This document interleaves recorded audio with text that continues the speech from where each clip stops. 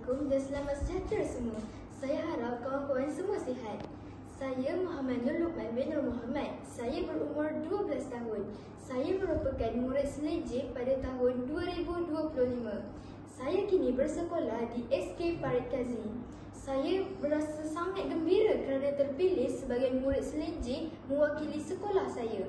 Sebagai seorang murid Selejeh yang mewakili sekolah, saya ingin bertegas bahawa penyalahgunaan dada ini adalah tidak mendatangkan sebarang faedah. Saya tetap bertegas dengan pendirian ini. Kawan-kawan boleh lihat di luar sana ramai hidup manusia hancur disebabkan oleh penyalahgunaan dada ini.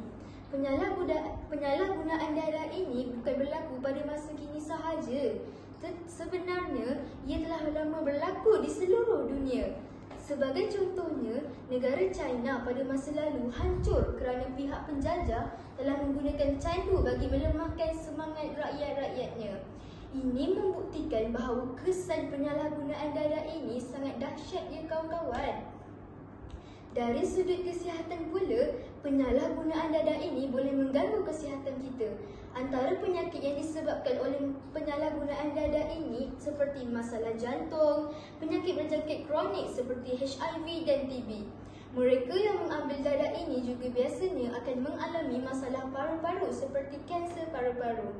Dari sudut sosial pula, individu yang terlibat dengan penyalahgunaan dada ini akan menyebabkan pelbagai masalah sosial.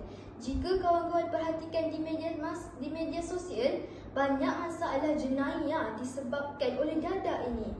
Baru-baru ini, negara kita digemparkan oleh seorang anak yang telah membunuh ibunya kerana pengaruh dada ini.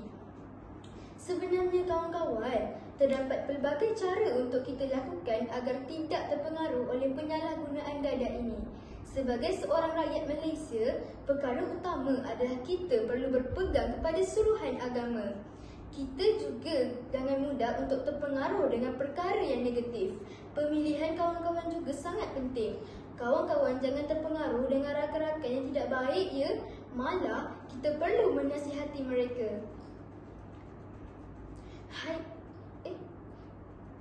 Saya juga menyarankan agar rakan-rakan sentiasa menjalankan aktiviti sihat seperti bersukan dan beriadah bersama-sama dengan keluarga.